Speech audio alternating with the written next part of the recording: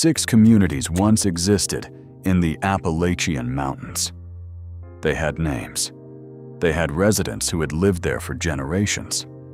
Then they simply did not. One was flooded by a federal dam project while families were still packing their belongings.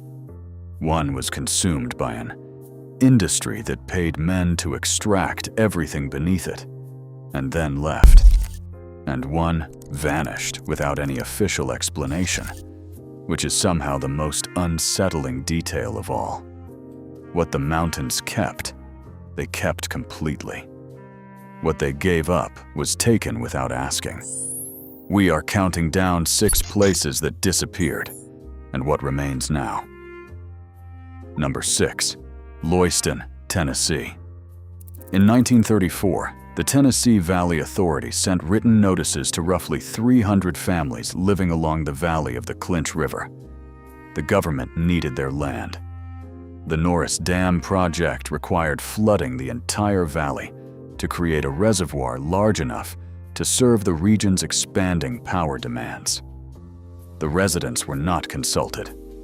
They were informed, and the distinction mattered enormously to the people who received those letters. Loyston had functioned as a community since before the Civil War. The 1930 federal census recorded the valley's population at more than 1,200 residents across the broader settlement area. It had a school, a post office that had operated continuously since 1887, 3 churches and families named Sexton, Huddleston, and Brewer, who had worked the same land their grandparents had cleared by hand. TVA agents walked door to door appraising property values.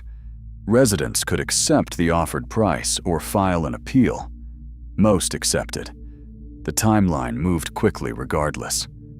Bodies were exhumed from family cemeteries and reburied on higher ground before the water rose in 1936. The church was dismantled. The mill was left standing and allowed to flood. Loyston was erased with the efficiency of a place someone had decided needed to stop existing.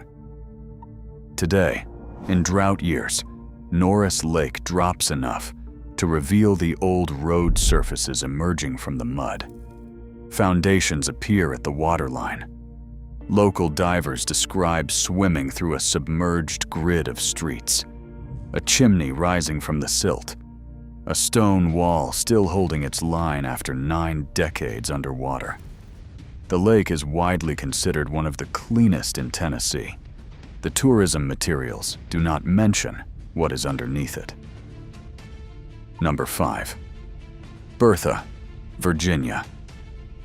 The company that owned Bertha did not flood it. They moved it 3 times. Bertha was a coal camp in Wise County, established around 1910 when the Clinchfield Coal Corporation opened new seams in the Guest River Gorge.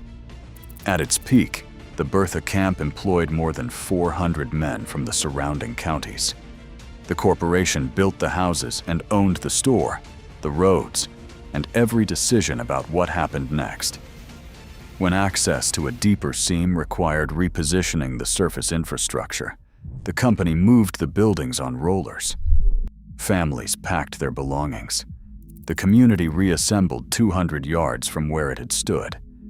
This happened twice before 1940. The 3rd time, in 1952, the corporation determined that the remaining extractable coal beneath Bertha was no longer economical. There would be no relocation. There would be a 30-day notice and nothing further. A man named Elbert Addington, born in Bertha in 1914, who had worked the mine for 22 years, told a county recorder that he did not know where he was supposed to go. The recorder noted it. The paperwork moved forward. What is there now is a forest trail. The Guest River Gorge Trail runs through the Jefferson National Forest directly over the footprint of the former camp. Hikers pass the concrete foundations of houses without knowing what they are. The trail is rated moderate. The overlooks are described in park materials as spectacular. Number 4. Proctor, North Carolina. Proctor sat at the confluence of Hazel Creek and the Little Tennessee River, deep inside what is now the Great Smoky Mountains National Park. In 1944, it was one of the last occupied communities within the park boundary. It had a post office, a canning factory, a school with 60 enrolled students, and a doctor who made rounds on horseback through the surrounding coves. The mechanism of Proctor's disappearance was not a flood or a corporate decision. It was a policy enacted through quiet, sustained withdrawal. The National Park Service had been acquiring interior land in the Smokies since 1934, and the remaining residents of the Hazel Creek settlements were now living inside designated wilderness. The Park Service stopped maintaining the roads into the cove. It stopped routing mail to the community directly. The infrastructure that had connected Proctor to the outside world was allowed to deteriorate, methodically and without public announcement, until remaining became impractical for anyone who was not willing to live entirely without it. The last full-time residents left Proctor in the early 1950s. Proctor is still accessible on foot. The walk-in from Fontana Dam is 8 miles on a trail that was once the community's main road. At the end of it, a stone wall marks where the grist mill stood. The schoolhouse foundation sits in a clearing the forest has been reclaiming for 70 years. Park Service materials call it a historic site. What they describe as history was within living memory, someone's ordinary life.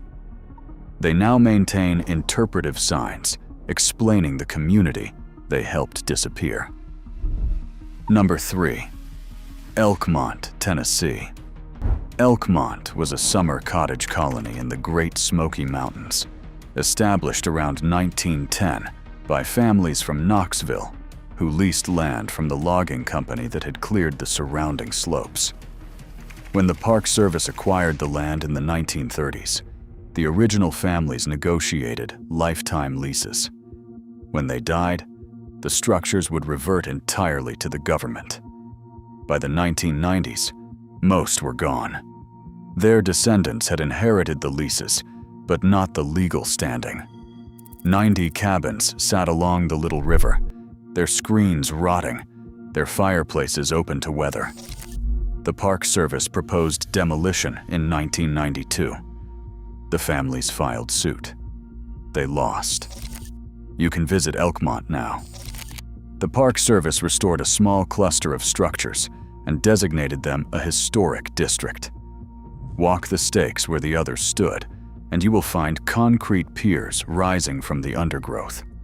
Somewhere below, the river moves the way it always has. Number 2. Judson, North Carolina. In 1943, residents of several communities in the Fontana area of Graham County received notice that their valley would be flooded to create a reservoir for Fontana Dam. The Tennessee Valley Authority needed the power generation for aluminum plants supplying the war effort. Many of the residents accepted that framing. They surrendered land their families had farmed for 4 generations, believing they would retain access to their cemeteries. Approximately 1,311 people were displaced. A road was promised. The TVA agreed to build it. The road was never built.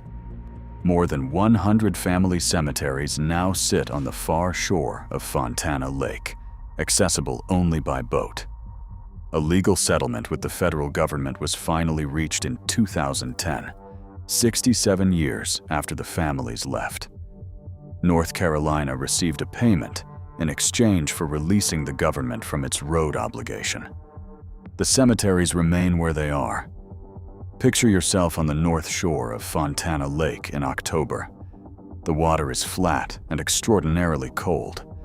Somewhere beneath it is the orchard where a family once kept apple trees, the root cellar intact, the stone walls laid by someone who expected them to last. You cannot see any of it. You are standing at the edge of a promise, kept only in the form of money. Number 1. Lost Cove, North Carolina. But here is what is strange about the last place on this list. It is not lost in any official sense. It appears on trail maps. Hikers cross through it on the Over-Mountain Victory Trail in Mitchell County every year. Almost none of them know what they are walking through.